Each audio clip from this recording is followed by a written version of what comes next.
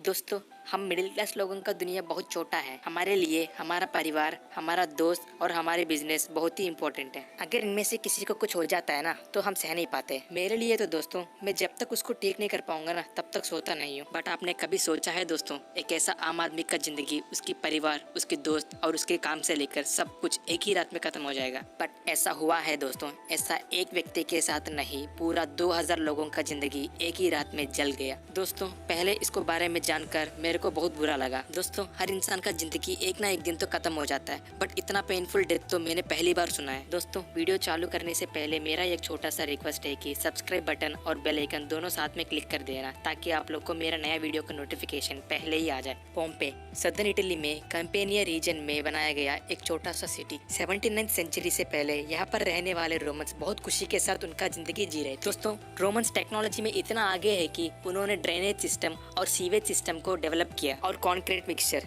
जो हम buildings construct करने के लिए यूज करते हैं वो भी रोमन्स ही इन्वेंट किया। इतना अच्छे से चलने वाली इनकी जिंदगी एक रात एक वोल्केनो यानी ज्वालामुखी की वजह से समाप्त हो गया। माउंट वेसुवियस ये एक लाइव वोल्केनो है जिसका हाइट 1277 मीटर्स या 4190 फीट्स, मतलब इस वोल्केनो का हाइट स्टैच्यू ऑफ यूनिटी से भी 23 गुना ज्यादा है। ये एक सोमा स्ट्रैटो वोल्केनो है। सोमा स्ट्रैटो वोल्केनो मतलब वोल्केनो के नीचे एक हॉलो स्पेस बन जाता है, और जिस वोल्केनो के नीचे ऐसा हॉलो स्पेस बन जाता है उस वोल्केनो को सोमा स्ट्रैटो वोल्केनो बोलते हैं। और ये माउंट वेसुवियस सी शोर से सिर्फ 9 किलोमीटर दूर पर है। दोस्तों, वोल्केनो सी शोर के पास रहने का ये फायदा होता है, जब ये वोल्केनो एरेक्ट करता है तो मिनिमम लाइफ लॉस होता है। बट पोम्पाई की केस में ऐसा कुछ नहीं हुआ। 79वीं एडी सेंचुरी में पोम्पाई सिटी में 12,000 से 15,000 एंशिएंट रोमन्स रहते थे। बट 24 अगस्त 79 एडी इस एंशिएंट रोमन्स की जिंदगी का आखिरी दिन था, और पोम्पाई सिटी गायब हो जाने के लिए पहला दिन था। दोस्तों, जब भी कोई वोल्केनो एरप्ट करता है तब उसकी माउथ से बहुत सारे गैसेस निकलते हैं, जिसमें बहुत ज्यादा सल्फर गैस कंटेंट रहता है, और उस वोल्केनो को लोग दूर से ही देख के समझ जाते हैं कि इस वोल्केनो का एरप्शन हो रहा है। बट माउंट वेसुवियस ने ऐसा कोई इंडिकेशन नहीं दिया। 24 अगस्त दोपहर को लोग खाना खा के घर पे आराम कर रहे थे, बट सडनली एक बहुत बड़ा आवाज आया। सारे लोग घर से बाहर निकलकर ये आवाज कहाँ से आया देखने लगा, बट सडनली फिर से बहुत बड़ा आवाज आया। तब वो लोग समझ गया कि ये आवाज वोल्केनो से आ रहा है। इतने में सडनली माउंट वेसुवियस में एक बहुत बड़ा एक्सप्लोजन हुआ, और उस वोल्केनो से बहुत सारे मिक्सचर ऑफ गैसेस निकलकर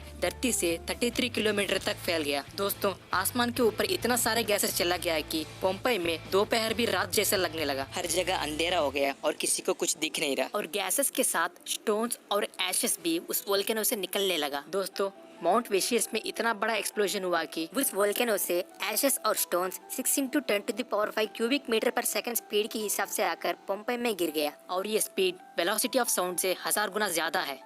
और उस एक्सप्लोजन में जो थर्मल एनर्जी निकला है वो हिरोशिमा नागासाकी एक्सप्लोजन से 1,00,000 गुना ज्यादा है, और ये चीज विकिपीडिया ऑफिशियली उनकी पेज में मेंशन किया। ये सारे चीजें देखकर पोम्पई में रहने वाले एंशिएंट रोमन सारे घर के अंदर घुसकर चुप गया। बट उस समय उन लोग को ये नहीं पता था माउंट वेसुवियस इस दुनिया का सबसे ज्यादा डेंजरस वोल्केनो है, और वो सारे एशेस और स्टोन्स आकर पोम्पई में लोगों के घर के ऊपर गिर गया, और कुछ लोगों का जान चला गया। बट इन लोग का डेड बॉडीज ऐसा पत्थर जैसा क्यों बन गया? दोस्तों, जब माउंट वेसुवियस एक्सप्लोड हुआ है तब वहाँ पर पायरोक्लास्टिक फ्लो जनरेट हुआ है। पायरोक्लास्टिक फ्लो मतलब वोल्केनो में लिक्विड लावा, वाटर, मॉइस्चर और गैसेस तीनों मिक्स होकर एक डिफरेंट एटमॉस्फेयर क्रिएट करता है। जब ये तीनों चीजें कंप्लीट गैसियस फेज में कन्वर्ट हो जाता है और वोल्केनो से फ्लो करना चालू करते हैं, तब उस फ्लो को पायरोक्लास्टिक फ्लो कहा जाता है। और जहाँ पर ये पायरोक्लास्टिक फ्लो होता है वहाँ पर लिविंग ऑर्गेनिजम्स में फ्लूइड्स बॉयल होना चालू होता है, मतलब इंसान के अंदर का खून और पानी अंदर से बॉयल होकर इंसान को अंदर से ही मार देते। मतलब पोम्पई में जितने भी लोग थे उन सबकी बॉडीज में खून और पानी दोनों बॉयल होकर एवापोरेट हो गया, और वो लोग मरने से पहले जिस पोजीशन में थे उसी पोजीशन में मर गए। अब सवाल ये आती है कि ये सारे डेड बॉडीज जला क्यों नहीं? दोस्तों, माउंट वेसुवियस में इतना बड़ा एक्सप्लोजन हुआ है कि उस वोल्केनो से जो एशेस निकला है वो सरफेस से 10 फीट ऊपर तक कवर कर दिया, और पोम्पई में जितने भी लोग मर गए उन सबका डेड बॉडीज उस एशेस के नीचे रह गया। दोस्तों, इस इंसिडेंट के बाद 1500 साल तक इनकी डेड बॉडीज उस एशेस के नीचे ही रहा, और ये दुनिया पोम्पई को पूरा ही भूल गई। और 1500 साल के बाद